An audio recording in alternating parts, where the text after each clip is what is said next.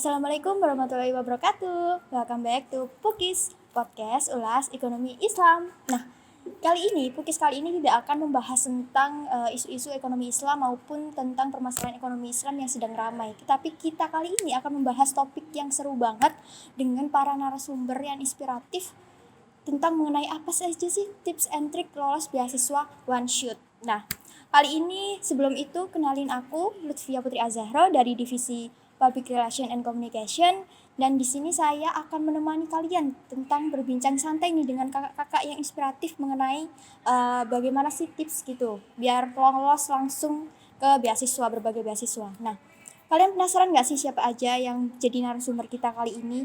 Pastinya yang kece-kece dengan berbagai beasiswa yang kayak tinggi gitu-gitu. Nah, kali ini kita akan kenalan dengan Kak Diva dan Mas Dias. Tepuk tangan dong. Nah, pastinya nih terima kasih banget buat Kak Diva sama Mas Dias udah nyempetin buat kita bincang-bincang santai kali ini. Nah, sebelum itu boleh dong kenalan dulu dari Kak Diva terus Mas Dias. Oke. Assalamualaikum warahmatullahi wabarakatuh. Halo teman-teman, kenalin aku Diva Azhara Pratiwi. Bisa dipanggil Diva, aku dari Ekonomi Islam angkatan 2021. Di sini aku sebagai awardee beasiswa Bank Indonesia. Keren banget Genbi. Terus buat Mas Dias? Oke, kenalin teman-teman semuanya. Aku Dias Tulus Anandri dan di sini aku sebagai awardee dari Smart Scholarship dan Bright Scholarship. Keren banget Bright Scholarship. Nah, sebelum kita mulai nih, ini kan kayak Genbi Bright Scholarship itu kan kayak beasiswa yang benar-benar bergengsi gitu ya. Nah, sebelum itu aku mau tanya nih, udah terima beasiswa di mana-mana, terus itu tuh kayak juga nyambi kuliah itu gimana sih? Apa kesibukan kali ini juga gitu buat Mbak Diva? Mas Dias dulu. Kalau kesibukan ini kan aku kalau dari perkuliahan untuk kuliah kali ini alhamdulillah cuma kuliah satu matkul gitu. Dan sisanya itu aku konversi di studi dependen. Nah, jadi kesibukannya kebanyakan di studi dependen dan mungkin sebagian-sebagian itu juga ada di akses gitu. Nah, sedangkan kalau dari beasiswa aku itu biasanya kan aku di asrama. Nah, itu biasanya tiap pagi itu Senin sampai Jumat ada al-maswurat gitu. Nah, kadang juga ada membahas, kadang baca kitab atau apa yang lainnya gitu. Cuma kadang itu misal di waktu-waktu tertentu itu kadang ada pembinaan-pembinaan. Nah, untuk yang terakhir itu tuh mengenai effective communication, itu pembinaan offline gitu. Untuk akhir-akhir ini belum ada sih. Banget ya. Sibuk banget gitu kayak masih nyambi dan lain-lain. Untuk Kak Diva sendiri?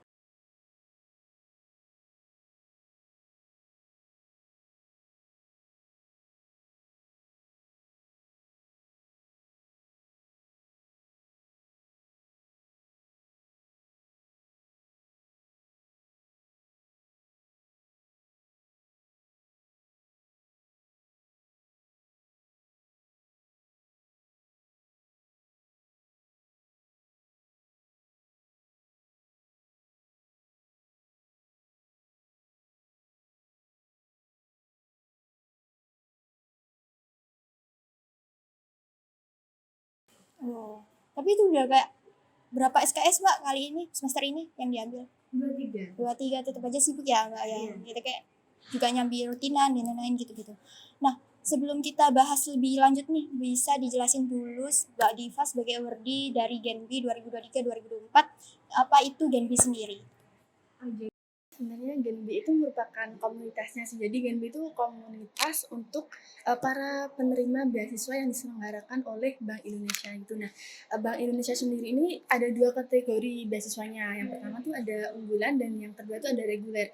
Sebenarnya tuh nggak jauh beda, cuma mungkin ada beberapa syarat yang membedakan. Kayak misalkan di unggulan itu ada persyaratannya yang namanya tuh minimal nilai TOEFL itu. Nah, sedangkan di reguler tuh nggak ada. Jadi emang dari segi persyaratan tuh ada perbedaan. Nah, bisa nih ini kan dari kayak pasti punya experience kan dari awal buat nyiapin berkas-berkas maupun esai, bisa diceritain dari awal perjuangan Mas Dias buat bisa dapetin lolos Bright Scholarship. Jadi awalnya itu aku mulai dari ini, mungkin kalau agak agak gitu ya, kayak merenung gitu lah. Jadi aku mulai merenung dan intinya aku mulai bertanya-tanya ke diri sendiri, emang apa yang harusnya tuh aku siapin buat masa depanku gitu. Nah dari sekian banyak itu kan ya pasti ada banyak banget yang bisa dipersiapkan, dan itu kayak aku membagi beberapa gitu. Dari awal itu dari semester 1 dari maba itu aku udah fokus buat nyari tahu tentang diriku sendiri, dan dari situ aku mulai buat plan gitu. Jadi aku punya plan 5 tahun ke depan lah minimalnya, dan dari situ itu apa aja yang aku perluin itu ada, termasuk itu salah satunya adalah break gitu. Jadi dari awal karena aku kenal 2 orang yang work di break juga gitu, dan aku udah mulai tanya-tanya sebelumnya gitu. Nah waktu maba itu kan di semester 2 kalau nggak salah ya, itu yang buka adalah smart gitu. Dari situ aku juga berarti aku mulai awalnya fokus nyari beasiswa yang full gitu. Kalau yang maba itu aku mulai dari smart. Kalau smart itu kan cuma ini kan yang di cover cuma biaya hidup 500 waktu itu. Ini boleh nyebut nominal nggak sih? Boleh banget, boleh banget, 500. boleh banget. Kalau yang pre kan udah full itu ya. Iya. Dari situ itu juga di situ ngepasin pas daftar smart itu juga ada kayak ngisi plan gitu. Ngisi plan 5 tahun ke depan, dan ya udah itu sekalian aja gitu. Jadi aku daftar sekalian, pas daftar itu emang aku tetapin lagi aku mau planku ini bener-bener yang plan beneran, aku nggak mau sembarangan gitu. Jadi dari situ aku jadi mulai nyiapin tentang gimana cara nulis esai buat beasiswa. Aku nyari tahu cara interview juga, aku nyari gimana cara tahu kelebihan kekurangan, cara membuat plan masa depan, pokoknya cara ngembangin diri, yang itu semua tuh intinya menjawab kalau mereka pemberi beasiswa itu dapat aku, apa yang mereka dapat gitu. Jadi nggak sekedar aku nyari beasiswa karena aku butuh ini A B C D, enggak, tapi lebih ke aku butuh tapi apa yang bisa aku tawarin buat mereka gitu. Benar-benar. Apa value-nya Mas Dias buat mereka gitu ya. Berarti ini udah dapet dari semester 1 ya, Mas Dias? Ya bisa dibilang dari semester 1. Wih. Itu juga Oh, baik, baik, baik. Nah, untuk buat Genbi sendiri Mbak Diva, itu apa aja sih persyaratan gitu yang ada, atau kayak tahapan-tahapan gitu?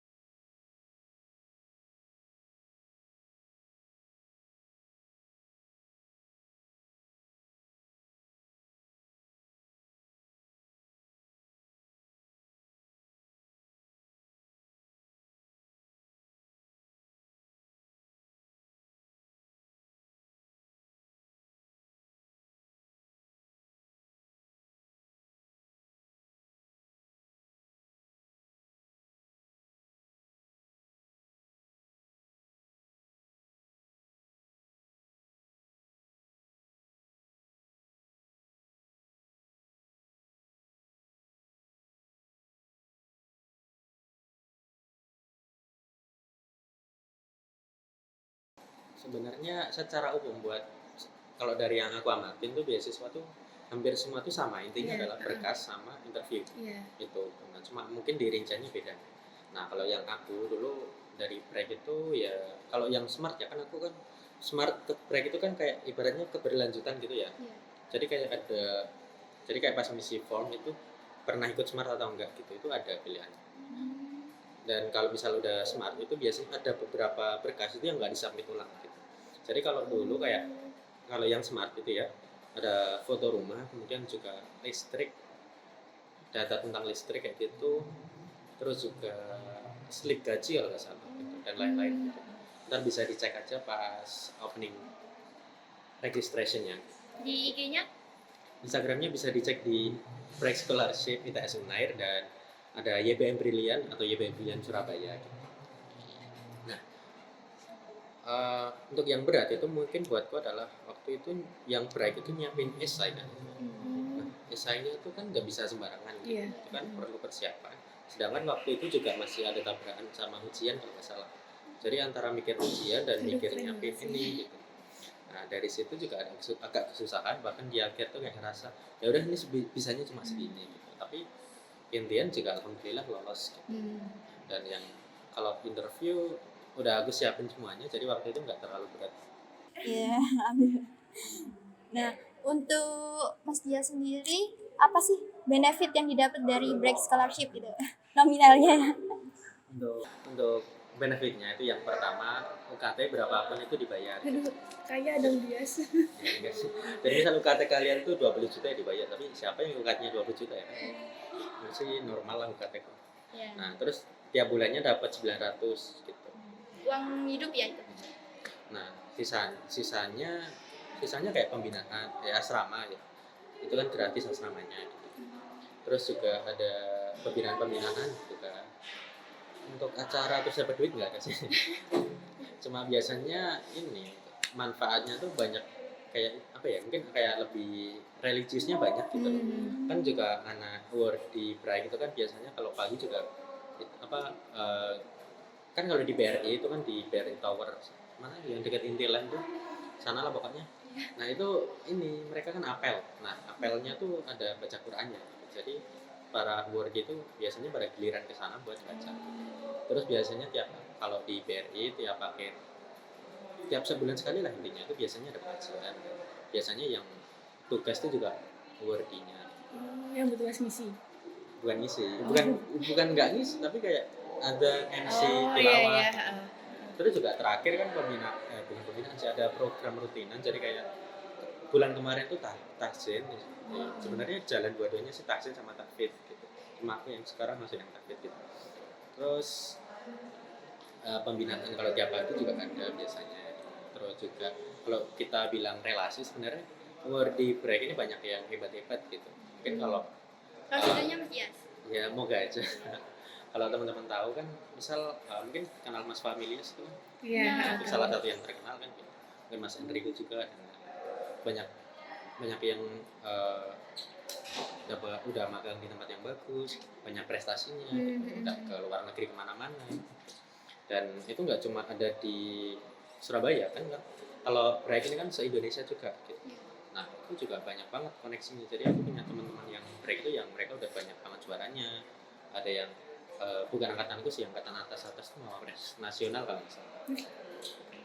Itu kan orang. Kayaknya ini pertanyaan yang terakhir tadi ya, udah dari bincang santai kita di podcast ulas ekonomi Islam kali ini. Meskipun nggak bahas ekonomi Islam banget, cuman kan ini sebagai tokoh-tokoh inspiratif gitu ya, sebagai generasi untuk selanjutnya yang menumbuhkan ekonomi Islam gitu. Jadi patut diapresiasi. Boleh tepuk tangannya dong. Terima kasih Mas Dias dan Mbak Diva yang udah nyempetin bincang santai Pukis kita kali ini. Kapan-kapan lagi kita mau bincang-bincang lagi ya, gitu kan. Oke. Propernya masih ada. Oke, kayaknya sekian dulu dari Pukis kita kali ini. Stay tune buat Pukis kita yang ke volume 4 ya. Karena ini kan volume ketiga. Oke. Aku akhiri di sini Lutfia Putri Azhara. Assalamualaikum warahmatullahi wabarakatuh. Bye bye.